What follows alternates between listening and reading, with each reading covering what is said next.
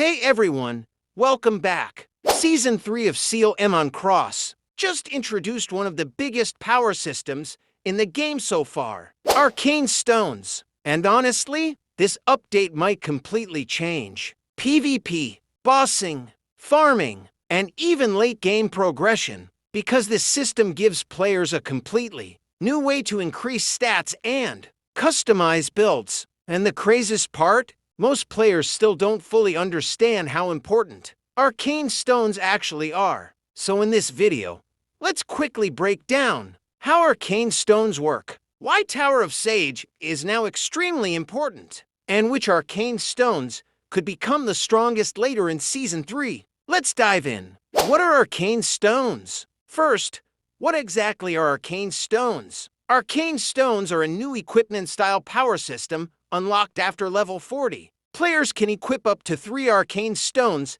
at the same time, and each color gives completely different stats. For example, red stones focus on strike power, magic power, and max HP. Blue stones focus on ignore defense, ignore magic defense, and mana. Meanwhile, black stones are especially interesting because they increase boss damage, PvE damage, and even PvP damage. So honestly, depending on your class and build, certain Arcane Stones could become insanely valuable later on. Tower of Sage is now very important. Now here's the big reason this update matters. Tower of Sage just became one of the most important activities in Season 3. Because Arcane Stone boxes are now part of the reward system, that means players pushing higher tower floors can farm Arcane Stones, mythic equipment materials, and ancient design fragments. And honestly, this could create a huge power gap between casual players and hardcore grinders later on, especially because floors 11 to 15 were just added. So if you want stronger progression this season, Tower of Sage is no longer optional. Arcane Stone Enhancement. Now let's talk about enhancement. Arcane Stones can be upgraded all the way to plus 15. And unlike normal enhancement systems, that's actually huge. But there's a catch. The higher your enhancement level gets, the more Seagull and Clear Stones you need. At higher levels, upgrades start costing 20 million, even 30 million Seagull. So this system could become one of the biggest resource sinks in Season 3, which honestly may also affect the in-game economy over time.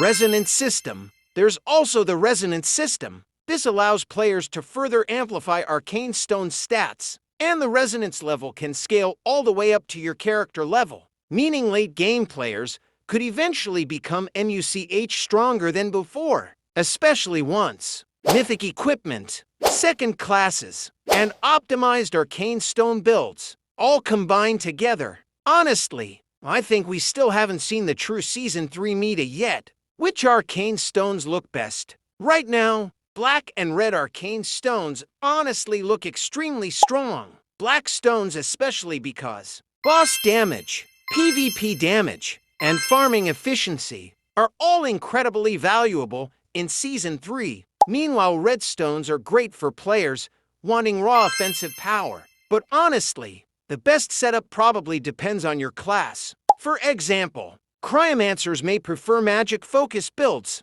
Assassins may prioritize penetration and burst, while Paladins could focus on survivability and sustain. So I honestly think players will be experimenting with Arcane Stone combinations for a long time. Overall, Arcane Stones might end up becoming one of the most important systems ever added to Seal M on Cross. Because this isn't just extra stats, this system could completely reshape PvP balance, boss rankings, farming speed, and endgame progression.